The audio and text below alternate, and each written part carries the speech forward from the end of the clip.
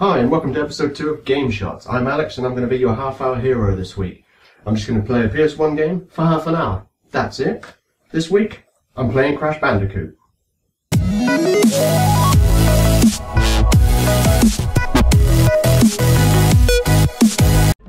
Man, I love this game.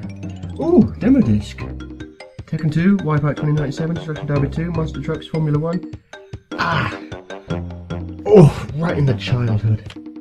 Crash Bandicoot. What have I got?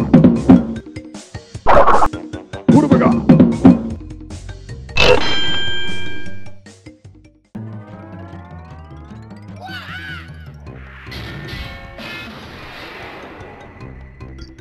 And here we are, Crash Bandicoot. Oh man, this game takes me back.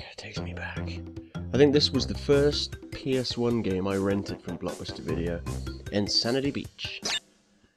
Man, this was hot off the heels of things like, Sonic 3 and Knuckles and all the 2D Mario games. This was at least for me, this was where the sort of next generation started. I was like, okay, we got a new character. It's all in 3D, it's all funky. I mean, yeah, it looks pretty poor now, but it's a great game. I want to see if it's held up, because Crash Bandicoot 1, 2, 3 and Team Racing are, in my opinion, some of the finest games the generation has to offer.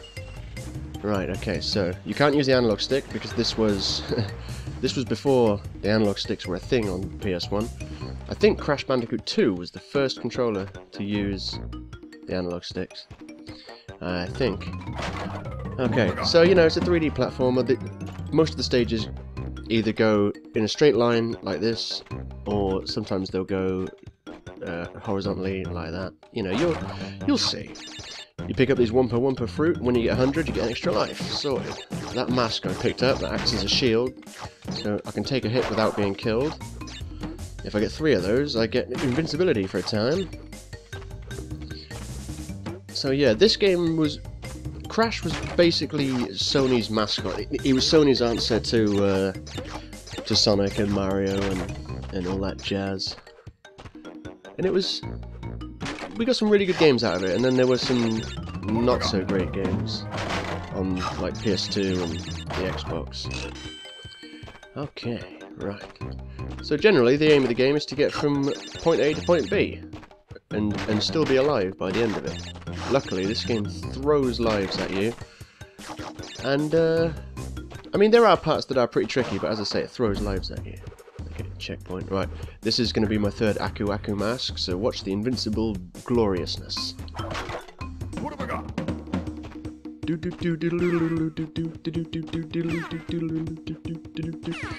It's all good. Straight through the boxes. Oh, I missed a box! See, even though I was invincible, I died. Damn. What have I got? So there are 4 buttons, obviously, on the face of the controller. You've got X for jump, square and circle both do the spin. I like to use square. And triangle brings your information up like that. Bosh. Some enemies can only be killed by jumping on, some enemies can only be killed by spinning into them. I thought I was going to be able to make it past that turtle. Hit the boxes! No, you missed. Okay. In later games, you can, they added loads of, I don't know if they could really class them as collectibles, kind of objectives really. If you got all the boxes in a certain level, you'd get a gem, and the idea was to try and get all the gems. I think the more gems you got, open up more levels. I can't remember, I'll have to get around to playing that one again, but so far I'd say this game's holding up quite well. It's, obviously the graphics don't look that great, but it controls just fine. Just as well as it ever did. Which is to say, it's got great controls. I mean, as I say, I'm using the D-pad now. Crash does have a bit of momentum to him. Not much, but he does have some. Enough to sort of set him apart from Sonic and Mario. And this is the end of stage 1. Loading map. Okay, I thought it was going to give me some sort of screen saying, you got this many boxes. Oh, that's the point, yeah, I think you can get gems on this game as well. Jungle Rollers. Some levels had you running from the from the back of the screen towards the camera, away from like a giant boulder or something like that. It was just an interesting game. It was...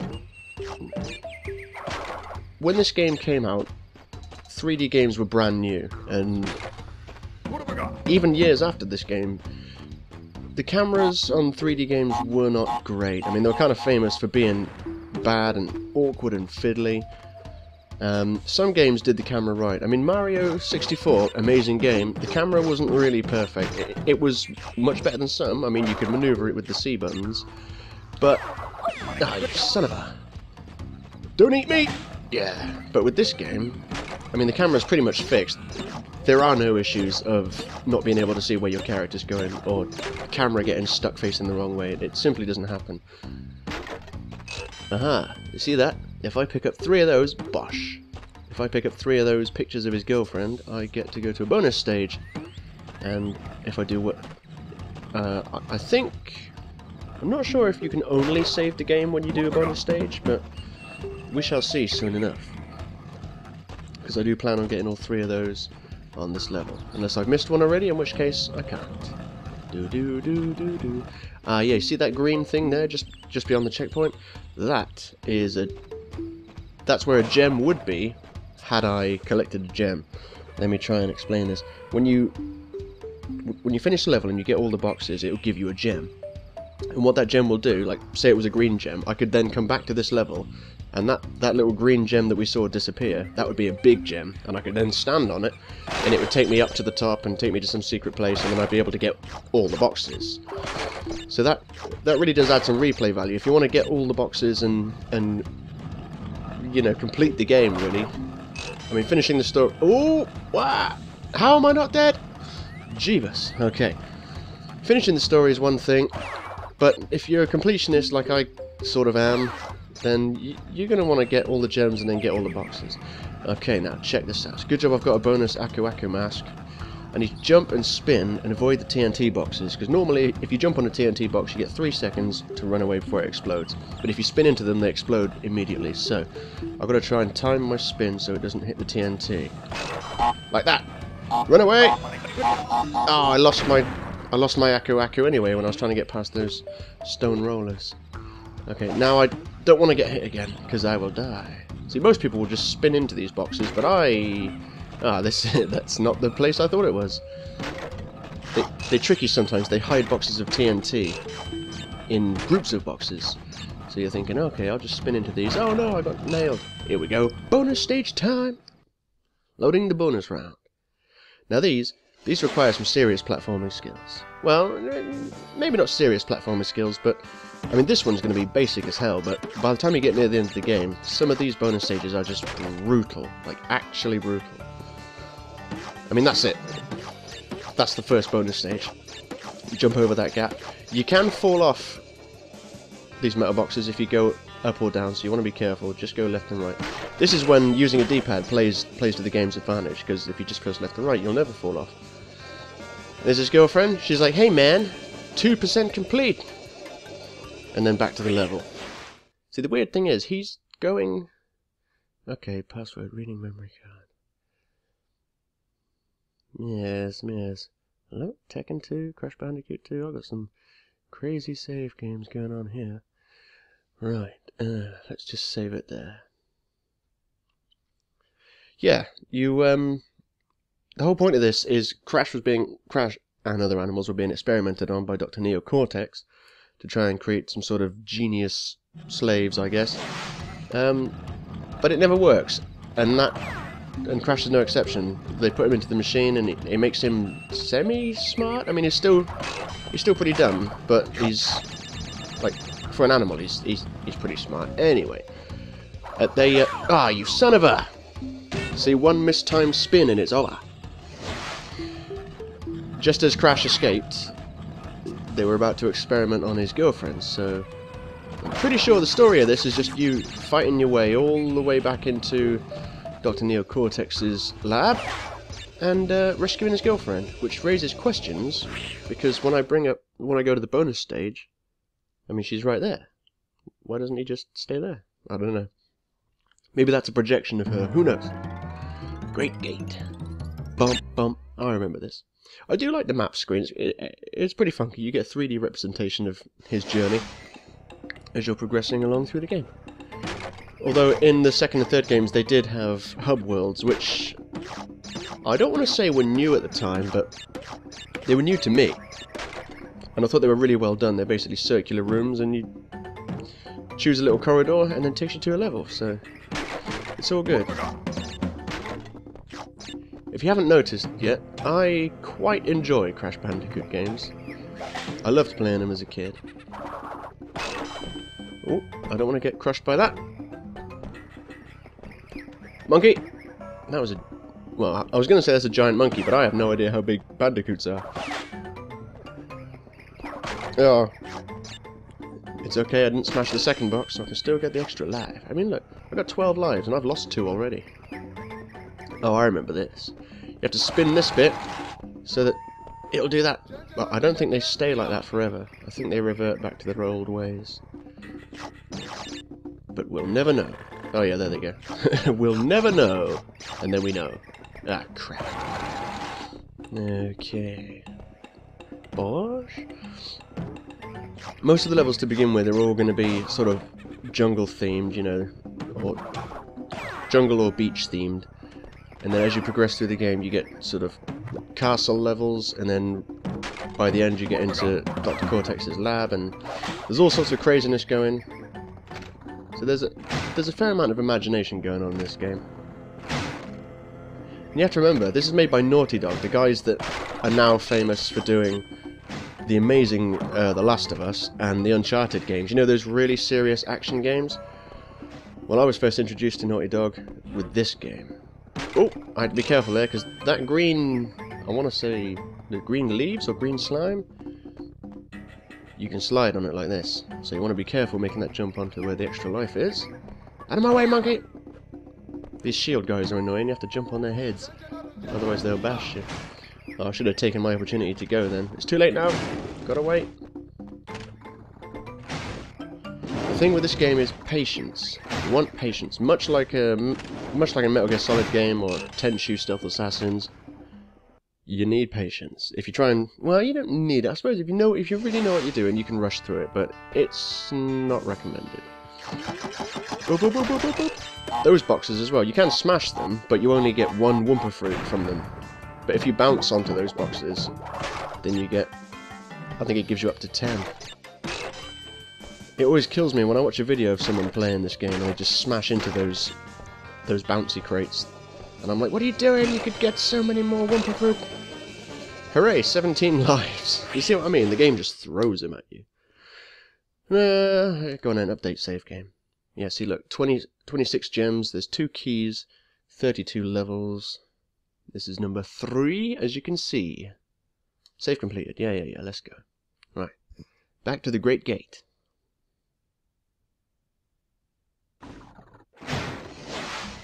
Out of my way, turtle! Ah, see, that was me rushing it. I really shouldn't have rushed it, but whatever. You see those yellow floating things above the exit? Those are obviously the gems. So if I were to have the yellow gem, I could jump up onto those big crystals, make it to the far side, and then get some sort of bonus thing. I missed 8 boxes. And those 8 boxes are probably to the left of the finishing point. That's what I mean when it adds the replay value. You can, the further you get in the game, you can unlock stuff and then go back in the game and, you know, finish up your 100%. Okay, Boulders. Ah. This level was... I mean, I don't want to say this single level was a selling point of the game, but this is something a lot of people saw and they went, wow, like this is the next generation of gaming has truly landed. Look at Crash, doing his little funky animations. Where did it go? Anyway, oh look, it dropped. I should have waited, but oh well. Right, now, I'm going to try and get all the boxes if I can, and stay alive, because this crazy thing is chasing me. This adds a bit of variety to the game, because instead of just taking your time and going forward, you're forced to rush towards the camera. Yes, I know I smashed one of those bouncy things, but it's because I was in a rush. You're forced to run towards the camera and have quick reactions to make the jumps. I mean, these are all basic. You get variations of this kind of level later on in the game. And they get more difficult, as you might expect. Oh, got to jump over that. Hit the box! Uh-oh. Ah! Got flattened. Okay. Did I hit a checkpoint? I did not. Smashy, smashy!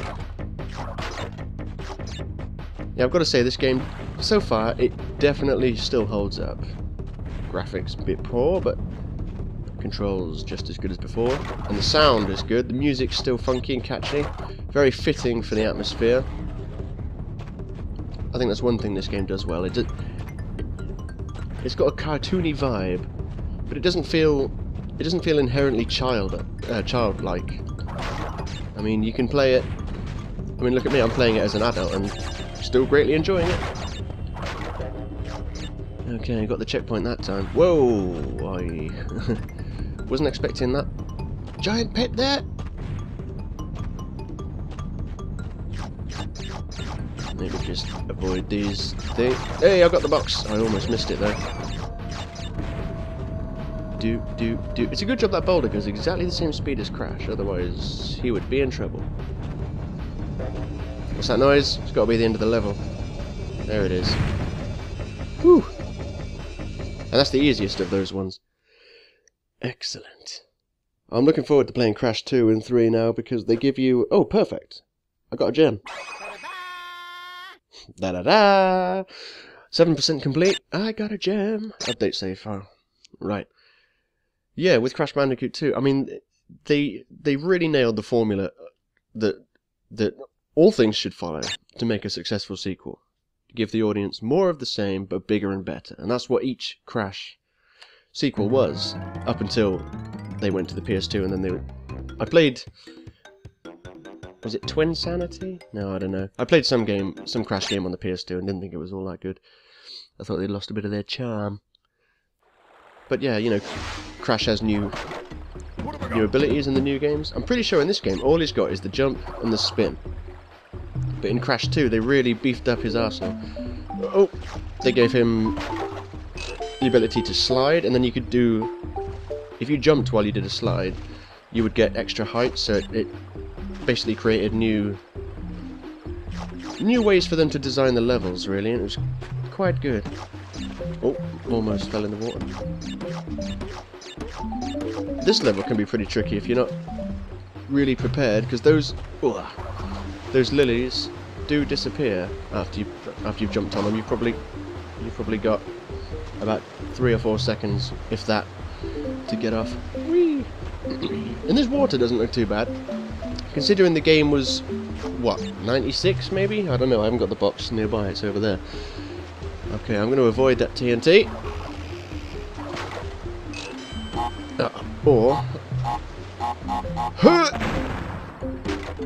Don't die. Oh, whew. I mean, everything's trying to kill you. The level... I mean, you get these tiny little platforms to land on. If you land in the water, it's over. I'm guessing Bandicoots can't swim.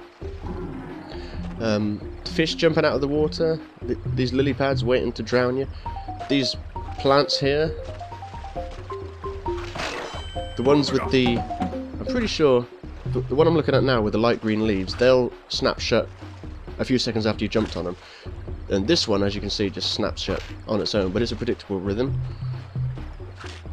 So it shouldn't prove a problem. You just got to be careful of fish coming out of the water and everything. Bonus stage! Excellent, excellent. Do. This game is just jolly. It just has a jolly demeanour.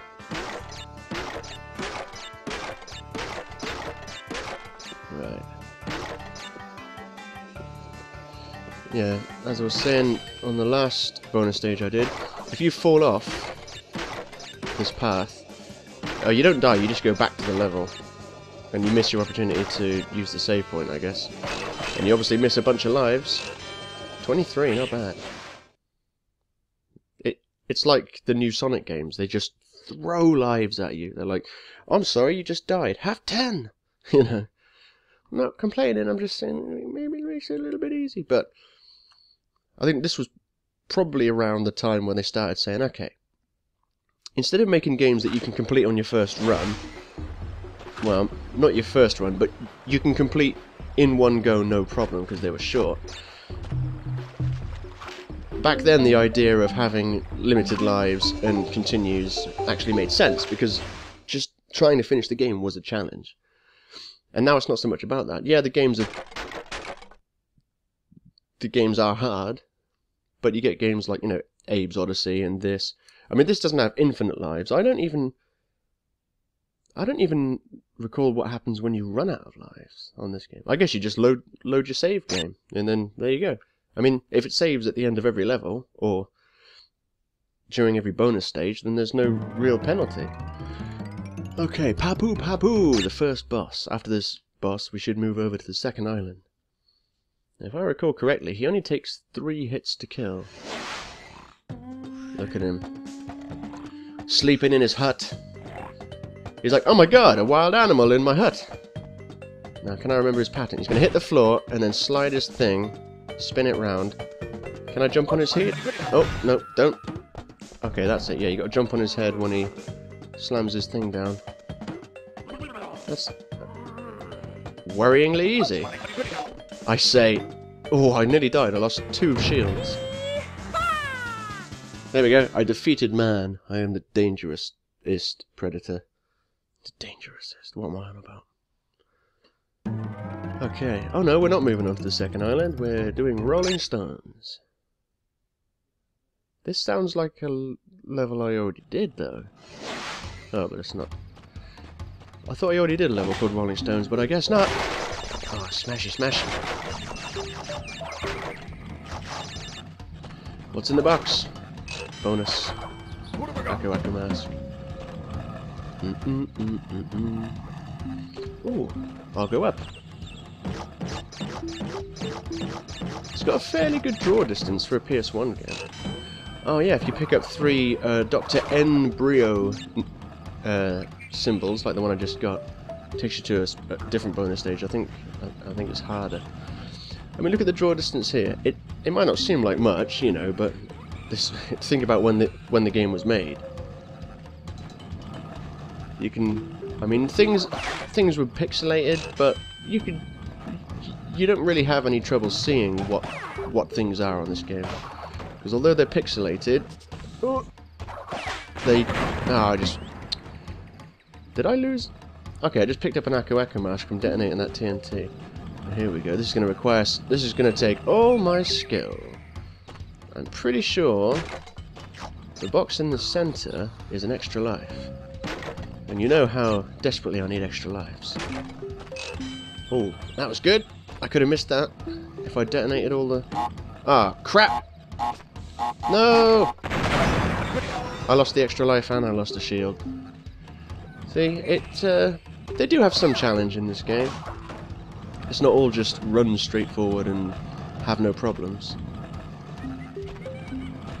They are sneaky sometimes as well. They put in hidden chasms that you can't see ordinarily until you're right on top of them, and then you're thinking, oh crap. This is standard platforming. Oh, I shouldn't have. Damn, no. Oh no, I can still get that box. There we go. Oh no, that's one of the ones that drops. Whew. I remembered at the last minute. Excellent. Bonus stage. Okay, it's one of those, is it? Not a problem. If you hold the X button, when he bounces off crates, he will bounce higher, which gives you more time to adjust. And I'm sure you can imagine that that is only a good thing. I love it when they have 2 of these boxes placed real close to each other. Because he goes to town getting the Wumpa Wumpa fruit. As you can see, the momentum was making it a little bit tricky to stay within the confines of the bouncy boxes. Oh, my back. Update save game. Do.